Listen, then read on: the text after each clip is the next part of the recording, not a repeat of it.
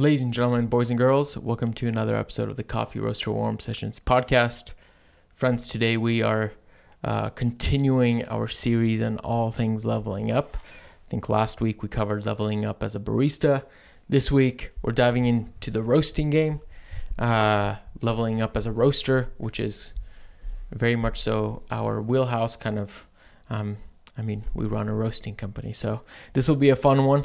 Last episode was a little long and extended, and still felt like we were just like there were so many sub tangents, sub rabbit holes that we could have ran down.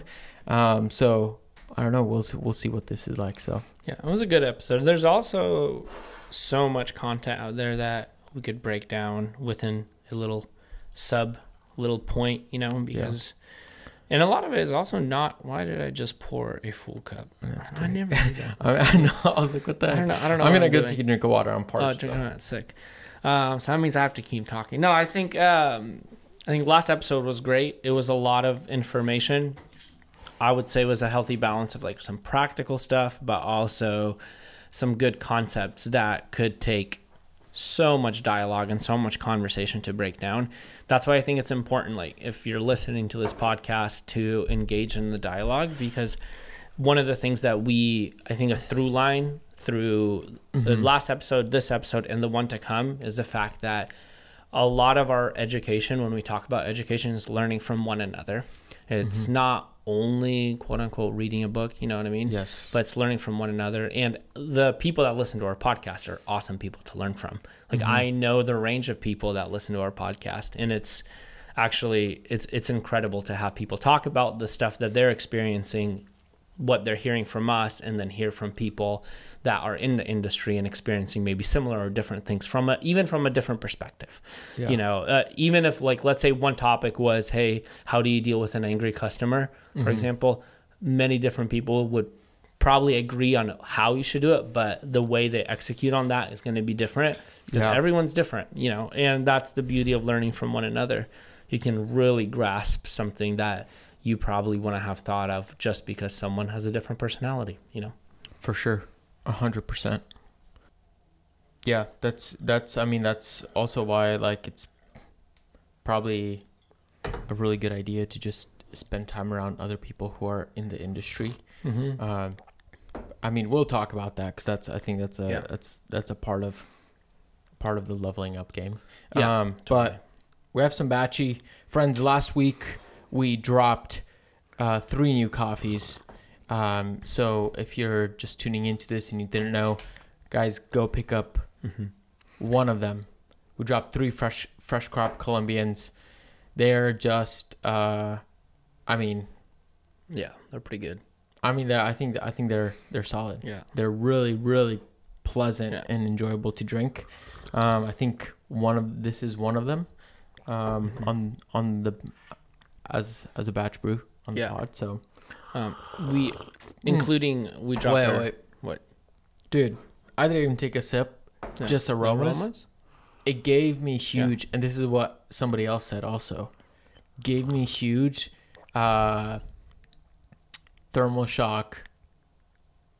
The Diego Bermudez coffee. Thermal shock. What is it, a Castillo or a Catura? Castillo, yeah. Castillo? This is a Castillo. No, this is Colombia. No, the varietal. Yeah, it's a Colombia varietal. Oh, really? Oh, well, sorry, folks. I've been telling everyone this is the Francie Castillo. Yeah. It's incredible. It's good. It's good coffee. It gives me that same, I don't know, that same experience. Oh, that's what I mixed it up with. Yeah. Her last name is Castillo. Francie Gotcha. Castillo, Gotcha. It's good. Grape Jolly Rancher. I'm also this is what we put in the bag. I'm also picking up a lot of grape, or that is Grape Jolly Rancher. I'm like, that's so funny. I just juked myself out. Like when I think of Grape Jolly Rancher, I'm not thinking of the purple one. I'm thinking of the green one. But if I had to kind of add more to that flavor note, I would say it's like eating a green grape Jolly Rancher, not a dark grape Jolly Rancher, if that makes any sense. Yeah. This is actually This is very nice. I mean, this batch brew I think is very well dialed. It's literally zero complaints. It's very fruit forward, punchy, intense. I don't know. Seems nicely rested. Like, I don't know why this brew is just really, it's slamming. I don't know. On a cupping, I picked up Swedish fish in this coffee one time. It's not as prominent in this batch brew, I'll be honest. But in the cupping, it was like, especially when, I don't know if it was at its peak or if it was like really, really fresh after a roast. I think it was like a week after roast, actually, when we cupped it, right? Something like that. I'm not sure. Yeah. And it was like, the Swedish fish was just like super punchy. Yeah. And there's also like a lot of dark cherry on it. It's great. I'm getting a lot of strawberry, strawberry, raspberry sort of stuff going on. Yeah. And it's very nice. I don't know. I think this is probably one of the best brews I've had of it. Really? Yeah. Yeah, it's solid. I've been brewing at home. I've been like, the dial-in roasts that we had, the first batch roasts that we've had, I've been brewing at home and super happy with it. Especially pulling it on the Flair 58. Yeah. Was just, I need to pull this on super fun. Yeah. It's super fun. Yeah. Yeah. This is a natural, again, Colombia varietal, natural processed. So it's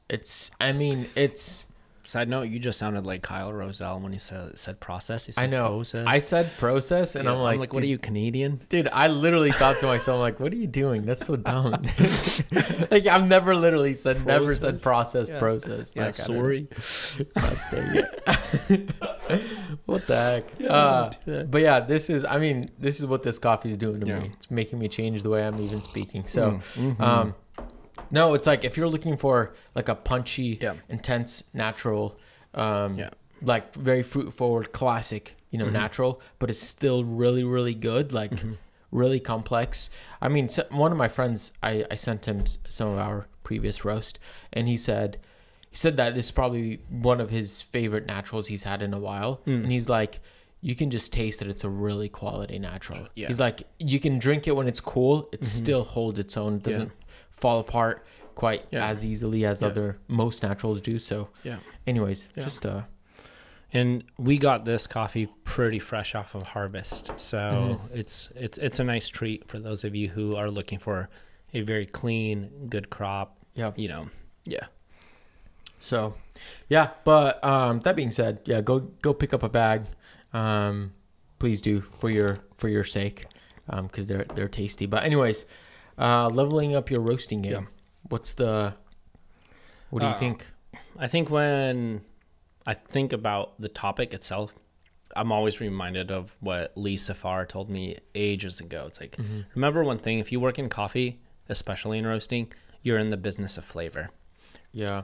So that's kind of the overall crux when I think of what headspace do I need to be to level up. I have to be in that headspace. So when I'm processing information of how, what are my goals, or how can I actually like go to the next step, like what's my next step, even if it's a little micro step, right? If you're taking like half a step, if your steps are very, very small, that is the headspace that I'm in. That's how I'm processing this information. Is I'm in the business of flavor. We as Mir are in the business of flavor, and how we define what that is also has to do with the broader industry and understanding, where's the industry going? What is the industry learning about roasting? What is the industry learning about different, flavor profiles? We talk about processing a lot on our podcast, right? Yeah. We talked about co-ferments a few weeks ago. All of those things have to do with flavor, and it's really, really hard to create this almost opinion around, hey, this coffee tastes good, right? Or this coffee tastes bad. I'm not saying we're not allowed to use those terms. Like, we can, that's fine. But it's really, really hard to be like, man, this coffee tastes good. And then someone turns around, has the same cup of coffee. We've seen this a lot, not only between people who are in like, quote unquote, second wave and third wave, not only like that big of a gap, but also within like niches of specialty. We've seen people taste some coffees that you and I would objectively say the flavor of that coffee is awful. Yeah. They would turn around and say the flavor of that coffee is the best coffee I've had in my life. Yeah, yeah. You know, yeah, that's the reality. It's not only naturals versus washed, right?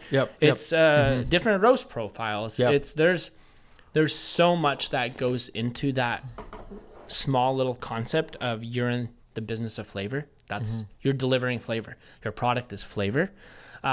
So I think for me, when I think of the topic of leveling up and how do you level up, that's where I basically am anchoring all of my information and all of my steps to level up. And I think the second quote, I'll let you speak. Sorry, I'm going on a rant. No, let's go. So much thoughts around this. The second one is obviously what you and I have talked about from day one, what I probably shared to you when you were still roasting with Shay. I was saying like, hey, remember, you're only as good a roaster as you are a taster. And that's a Mark Michelson quote too, because you can't level up if you never cup your coffees. Yeah. We're going to talk about that. Like cupping is crucial towards collecting data. So you have to, those are the two things. And cupping coffees is based on what? Knowing your flavor so that you can be in the business of flavor. So now, are we doing a leveling up on your tasting game? I mean, we could. We kind of broke it down to three different topics. We can. Yeah.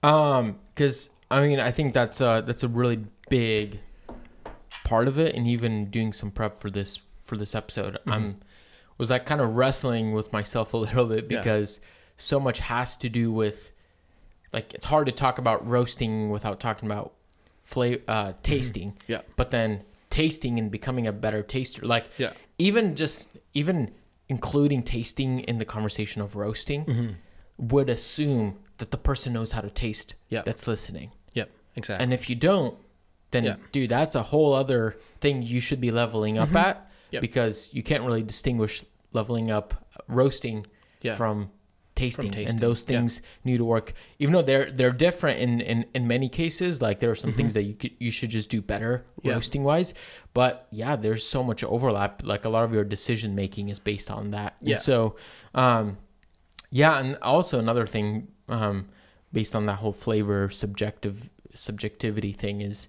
there's stuff that I could say that I'm like, cool, this coffee sucks, or I think these are the best coffees, X, Y, and Z. Yeah.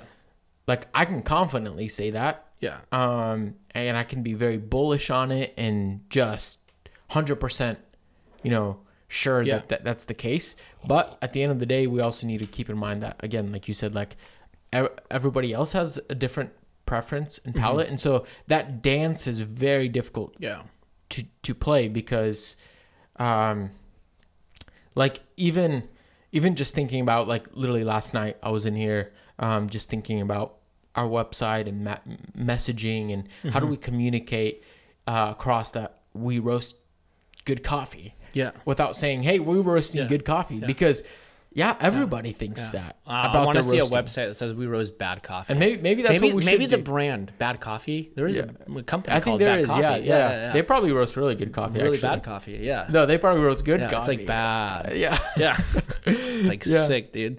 And so that's like, there's got to be other language that you use, and that really requires you to really think about what your approach to roasting is, what your approach to sourcing is, because if you're just sourcing and roasting coffees that are really bright, like I'm thinking back like 2016 El Limonar on the batch brew, like that's an iconic time in the industry. But like that, if you're like, if that's what you're sourcing coffee specifically with that, then you're like, dude, we source and we roast coffees that are very bright, and lemon has to be on the flavor note. Yeah. Then the audacity of people putting Meyer lemon on El Limonada, I was like, dude. Okay, bright and yellow coffees. You know what I mean? Yeah. Like that to me makes a lot more sense than saying objectively, like, hey, we source and roast good coffee, and it's like, well, I hope you do. Like if you're roasting coffee, I hope you do. Yeah, because that should be a given. But anyways, I 100% agree. It makes sense. So the question is, if you're staying in the game in the roasting game. What can you do to remain curious? And we've said this a lot of times, and I think we've done, even in the last maybe 6 months, we've dived deeper into this concept, and that's the concept of collecting data. And collecting data, we try to the best of our ability to collect all the data and any data, because it's going to benefit you in making decisions. Therefore, you can take your roasting game to the next level if you have that info. One of the things that I think is crucial, and this is quote unquote basic, but I also talk to a lot of roasters who have been roasting for a long time, and some of them don't always take advantage of this. And both Scott has told us this, Lee and Cooper have said this, Rob has said this, is understanding your curve and understanding, if you're roasting on Artisan or Cropster, understanding what's happening there and what it's communicating is crucial. Because again, if you don't understand those, if you're not curious about your roast curve, then how the heck are you going to make decisions? Yeah. And that curiosity is also going to have to translate into what we're going to talk about, like experimentation down the road. And if you're experimenting, you're not understanding your curve from the beginning. How do you know what changes you need to make your coffee taste better, or to make roasting in general and operations better? Give the people some insight. What do you mean by getting to know your roast curve? Yeah. Like, are you talking about like, cool, the blue line on the graph is the bean temp? Yeah. Is that what you're talking about? Or? Totally. Well, yeah, as basic as, okay, the blue line, like, okay, why, understanding all of the graph points, understanding why your ROR is declining, like how does that work and why does that work? Understanding like just the classic, like, oh, why is this sometimes, and this is very, maybe for some of our listeners, this might be like, well, duh, that's obvious. Like, why does the coffee turn around? Yeah. Right. Is the ROR, why does it like pick up that way? And is it really negative? Is that, you know what I mean? Is the temperature really why? Like Scott, we talked about this when Scott was talking about, hey, your ROR is still declining even when it's turning around, you know, and concepts like that. So it's like, okay, why does that happen? And how does the data on a graph correspond to the decision making you're going to make along your whole roast, right? And then also when we're talking about that squiggly line, the ROR, the rate of rise, are we talking about roast time, or are we thinking about our thought process through the concept of, hey, the decline of the actual curve, right? They're kind of the same thing, but different. So understanding all of those curves and how they function is absolutely key. Yes. Correct me on something, because I know I said something whack over there. I was just No. Those are, I mean, I think those are, yeah, that's, I think that's also very, very, in some ways it's very basic. Yeah. Like, yeah, if you're documenting or logging your roast curve, I hope you know what the blue line on the screen is. Yeah. Like, I hope. But then on the other hand, I'm like thinking, cool, like Scott always says this, like, hey, your turnaround, like a lot of people confuse for turnaround for being something significant, but it's really just your probe after your cold beans hit the probe. Your probe is telling you, hold up, it's gotten really cold. Yeah. Because it's before it wasn't surrounded by a bunch of cold beans, or room temperature beans. Yeah. And then now the probe is just catching up to reading the data. Yeah. So that's all it's saying. Yeah. It's so, just, I mean, it's just reflecting about it. Yeah. Yeah. 70 degrees in the room. Your beans, let's say, are slightly cooler than that, maybe at 68, 65. If your probe is but your probe is machine, at 400. 400, yeah. That's a big differential. Yeah. So there's going to be a quote unquote turnaround and equilibrium when things level up. Right. You know what I mean? Exactly. And because your probe isn't like immediately reading it, like it takes time to like the data, the latency. And so so that's why I'm like, sure, like this is like very simple stuff where I'm like, oh wait, there's a reason why Scott keeps talking about it, because I mean a lot of people would argue with him, but also realizing stuff like that is like, just because it might not be might just be like a probe thing catching up, but also realizing, well, then what does that tell us? What can we utilize that? Like, should we throw out turnaround turnaround in the bean temp? Should we just throw it out the window? No, hold up. No, we shouldn't. Maybe there is some data that it can still tell us about how you're starting your roast off. And so it's like, I think that's like the next step of like beyond just saying like, cool, this is the ET, curve. This is the bean temp. This is the ROR. And then it's like going further and saying like, well, what do these things even mean? Like, why is my ROR peaking at 8 ROR, or depends on how you have your numbers set up. But if your ROR is peaking at 8 at the beginning of the curve, why did you roasted last week, it peaked at 8 and it usually peaks at 8, but today it peaked at 7.5 or 7. Why the heck did that happen? And so that's why a lot of these like logging the data and documenting and looking at these small little things, you should be able to make some conclusions based on some of those, what you're seeing on the screen. And also, if you notice patterns based on that data, then you can quote unquote save a roast, or you can make some changes because you're like, oh shoot, I messed up during this time, maybe during your warm up. Okay, what do I need to do to quote unquote fix that roast so it still finishes well and tastes right? So that's a big thing, I think.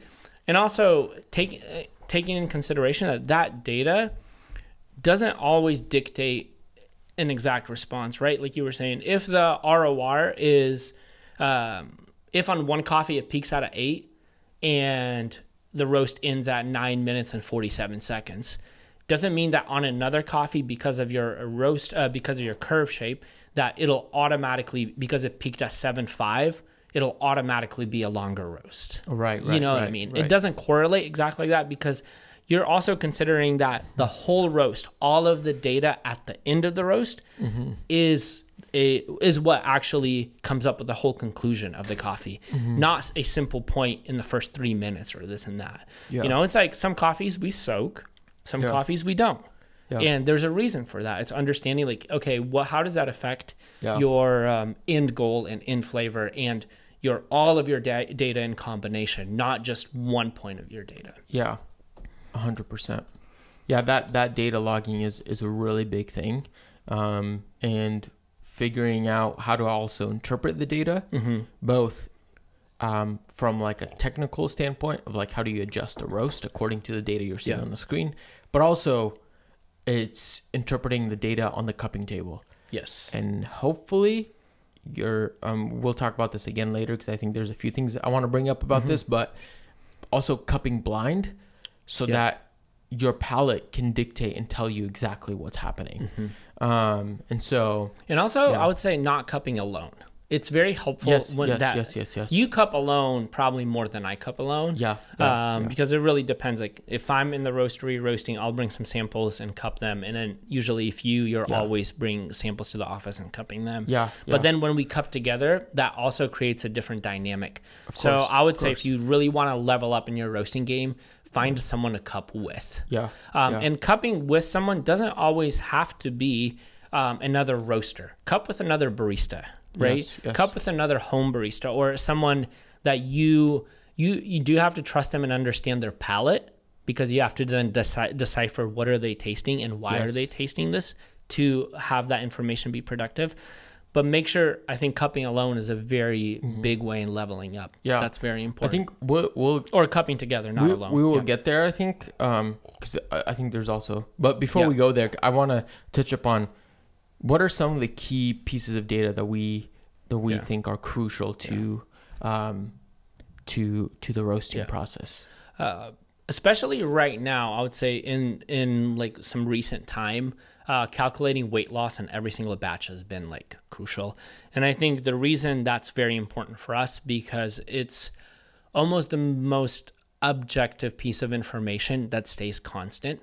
Or something that we can align all of our roasts to, whether it's between different coffees. Not to say that all of our roasts have the same weight loss, but it's a little more objective than just color, because some coffees take on color different, but the water activity and the water percentage, that weight loss that we calculate helps us see how proper development is in our coffees. Yeah. And color is a big thing as Color, well. yeah. I would say right now color is secondary. Yeah, Would you yeah. agree? Yeah. Like, pretty close. pretty close, Like, I think yeah. they think we should be, they should be working hand in hand. All in range. And working Yeah. together. Yeah, So, totally. but yeah, I think those two things are big. I mean, some of the other data I think worth considering is like, what's the temperature in your roastery? What's the temperature in your green room, in your storage room? I don't know, what are humidity levels? Yeah. Logging, like, when did you receive this coffee? When was the when was the green coffee harvested? Yep. How long did shipping take? Like, a lot of those things play a role in your end product. So I'm trying to think if there's And also, I think it's very important to we do this for sure, but it's different. And I would highly recommend that folks should create a log around when you dial in a coffee. Take as much notes when the coffee is dialed at its prime. I would always compare it to your sampler roast, right? Because you dialed it in and you bought it based on some flavors or a sample roast, right? Compare that, have those notes tied together. Like, is it different? Is it the same? And then also when you dialed in a coffee in your roastery, almost create a snapshot of that day so that you have an idea of, yes, like you were saying, like, what was the weather like? What was the temp in the room like? What was the green at? All of those pieces of information will then help you see, well, I didn't change anything in the curve 3 months later. Why does the coffee taste different? Yeah, 100%. Yeah. I mean, that just reminds me, like, this time of year, it's when things like start to be like, so many things are changing. The weather outside is changing. We'll have some peaks of really high temps. Some all of a sudden it'll be like 40 degrees outside Fahrenheit. Right. And you're like, dude, what the heck? It's like, it's June. Why are we having these temps? So it's like, there's a lot of things moving around, but I will say, like, we should just move on from curiosity. But there's just so many things, like, even like something in terms of being curious, I would recommend is ask yourself, why does my coffee not taste better than it's tasting now? Like, even if you like your coffee, ask yourself, why doesn't it taste better? Yeah. That is... Or how can it even taste better? Yeah. And that's you like, and that's hard. Again, that's like the difference between being like, cool, I'm okay, I'm content, and I'm not gonna grow. Yeah. Cool, stay there. That's fine if that's what you want to do. Yeah. But if you're like leveling up and you really want to push what your capabilities are, you take the coffee and you're asking yourself, why does this not taste any better? Yeah. If there's something you don't like in the coffee, why isn't it brighter? Why isn't it lighter? Why isn't it more complex? Why isn't it more nuanced? Maybe it's not balanced. Why you just ask yourself these things. And usually what I'm learning a lot, this is for kind of other spheres of life, and also like how we run the business as well. Just oftentimes you'll come up with some excuses in terms of, you might tell yourself, well, if only we had this roaster, or, oh man, the temperature outside is giving us problems, or, oh man, like, it's because we're I don't know, like we're at max capacity and we can't do X amount of things, or, oh man, it's, this coffee could be tasting better, but it's our green storage. Right. Oftentimes when you think about, like, the thing that you're thinking is like, oh man, that's the hindrance, is already the thing that should push you in the right direction. Right. Like, that is the next constraint that you should be taking on to level up your game. Yep. Like, literally your excuse of why your coffee isn't tasting that good is literally your way of telling yourself, this is the constraint in your growth that needs to be tackled next, which will take you to the next level. Right. And sometimes it could be as ridiculous as, I mean, this is like really being curious, but if you're like, man, it would be awesome if we had a giant fridge in our roastery that we can store all excess green in there so that it could extend the coffee flavor profile, so that 6 months after we drop the coffee, so that it can taste much better. Right. Yep. And if you're like, oh, but what if we just had a giant fridge cool. That is the next thing that you should probably be tackling and figuring out how to solve the problems. Even though it might be uncomfortable, even though it might be like, man, that is like the craziest thing. How do we freaking get a giant fridge and make this feasible? Yeah. Well, that is like the thing that distinguishes like people who are like, like mediocre, and the people who are like, you're like, what the heck? Like George Howell being I was like, gonna say, I bet George Howell didn't have an excuse. You know what I mean? He was like, oh, sick. Let's figure out how to ship in fridges. Exactly. How do we ship an entire container instead of a frozen? Like, that's the stuff that like... That's also the stuff that, I mean, we're so far into this podcast that I don't even know if we should stick to our like plan. Dude, come on, let's go. But let's go. Like the reality is, like at the end of the day, it's that kind of curiosity also leads to innovation. 100%. And if you're talking about leveling up, especially within the context of roasting, how can you innovate? Because one, you're in the middle. You're between the direct consumer who's consuming the coffee drinker, and you're also with the coffee farmer. So you have your hands on both sides. So leveling up could also mean like, how do you help baristas extract their coffee or extract coffee in general, and creating innovation within that concept, and how your roasting affects that. So creating innovation in that, like solubility, all this and that. And then at the same time, leveling up in, so green coffee, how can I get fresher green? Or how can I have properly aged green? Or how can I, like Christopher Farron talks about, rehydrating green? Like those are the things that when you're curious about those things, they allow you to level up, but they also innovate the industry. Like my thing is, I would love to see every roaster, every roasting company in the world level up. Why? Because collectively it's going to create innovation that's also going to benefit me. Because I'm probably not thinking about the questions, and I may not be curious about certain aspects. Like to be honest, I'm not super curious about co-ferments. Yeah. You know, but I love when people are curious about them, because they allow me to have some piece of data and information that I probably wouldn't go and investigate. For sure. And then that way it allows me to level up. I think, you know, moving on from there, we mentioned like the next thing, curious, but then also education. How do you learn?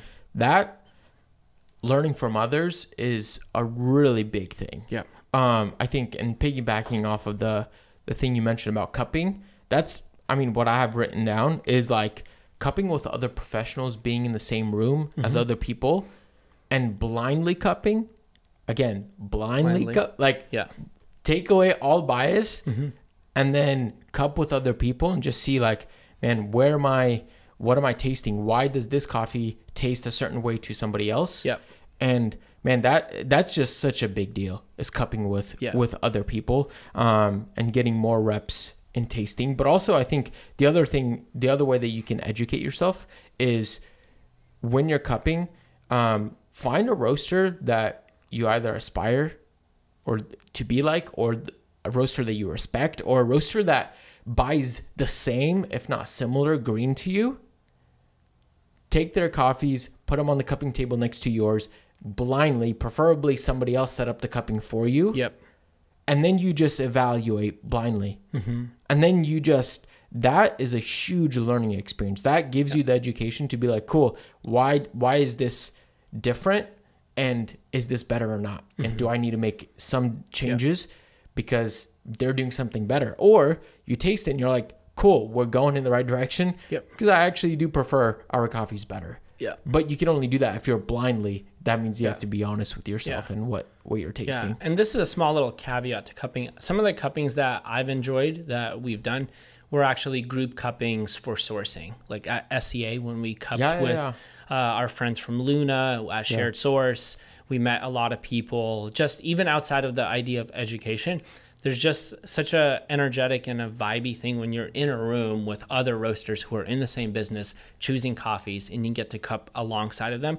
And, you know, here and there, overhear comments here and there and this and that. Like when we cup coffees with folks from Elm, you know, that was fun. Like, so stuff like that I'm like, make time to do those things. Again, like don't make it a major expense. We talked about on another episode. But being in the room with other people who are in the industry, especially people who are, you believe that are crushing it, and cupping with them, like that's iconic.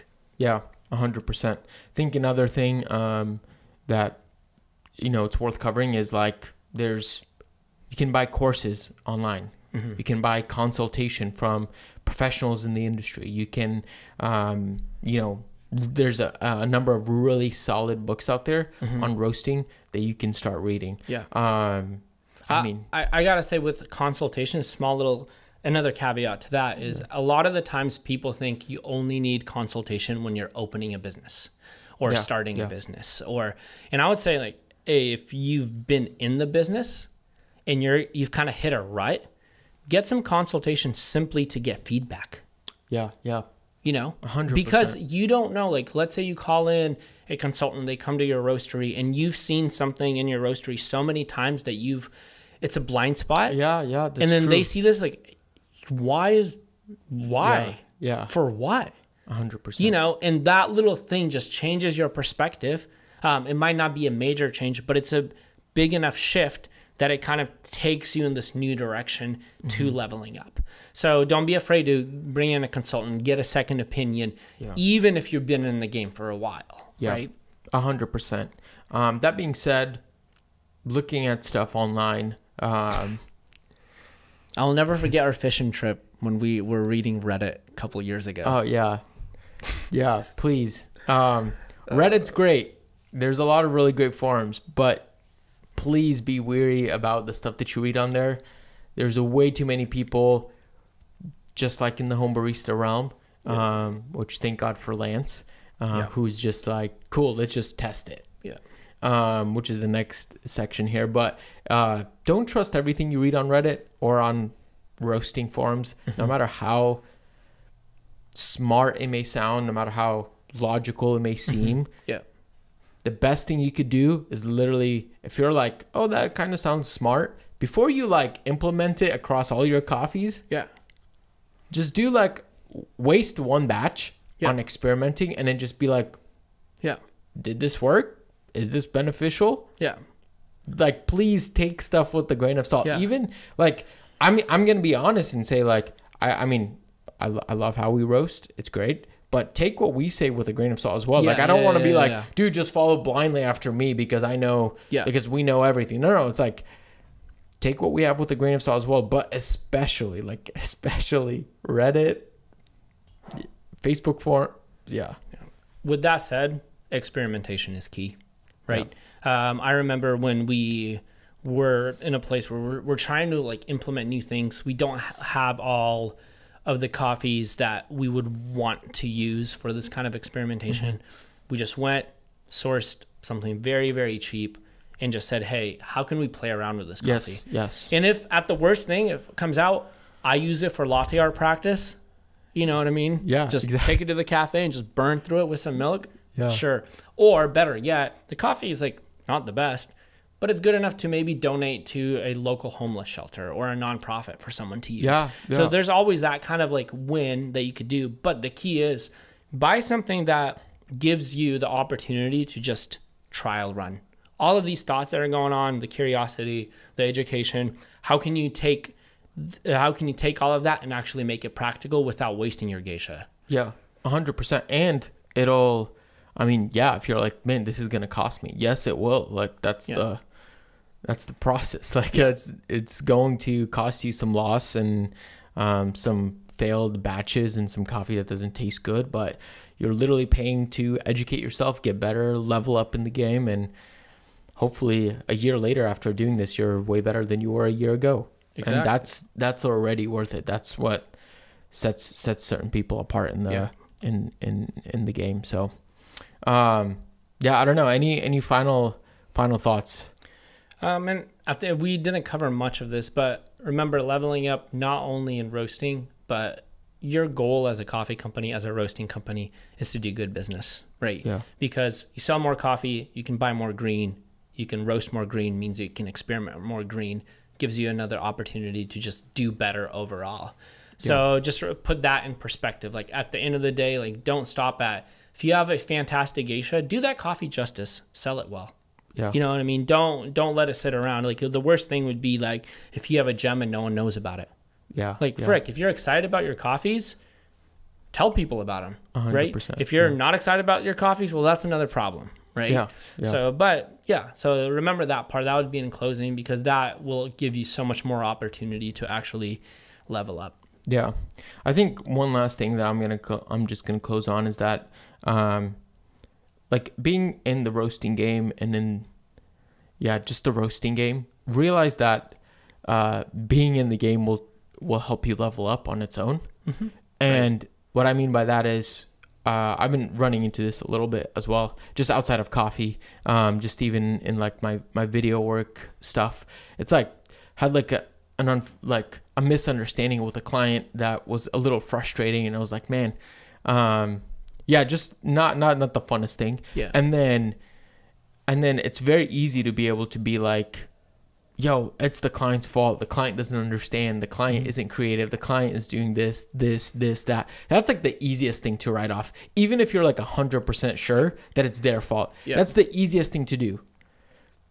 The challenging, growing thing to do is to say, cool, a part of it might be their fault, but why didn't I do something different that would mitigate this? Right. Why didn't I think ahead and stop this misunderstanding? Right. Why didn't I do this, like, and you just turn the table, put the responsibility and accountability on yourself, and not think about it as just like another frustrating thing about running, your roasting operation, but really turn the situation around and say like, man, this sucks. This is uncomfortable, but this is designed to teach me and make me better. This is designed to level me up. Like the good thing about like these uncomfortable circumstances that we run into as roasters or anything is literally that they're like somebody holding up a mirror to you and being like, yo, that's a blind spot. Yep. Because if that wasn't a blind spot, it wouldn't have happened. And that's the uncomfortable reality and truth. And so change your attitude towards these weird, uncomfortable situations and be like, cool, this is an opportunity for me to level up. How do I get better from this? Dude, that's good. I'm right there. Alrighty. Well, friends, thank you so much for listening to another episode of the Coffee Roaster Warm Sessions podcast. Man, these episodes have been, I think, very stellar.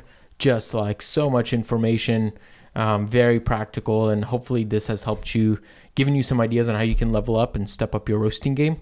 Friends, share this with a fellow roaster or somebody who might who this episode might be beneficial to. But in general, thanks for listening, watching, and as we always say, remember, reflect what's good.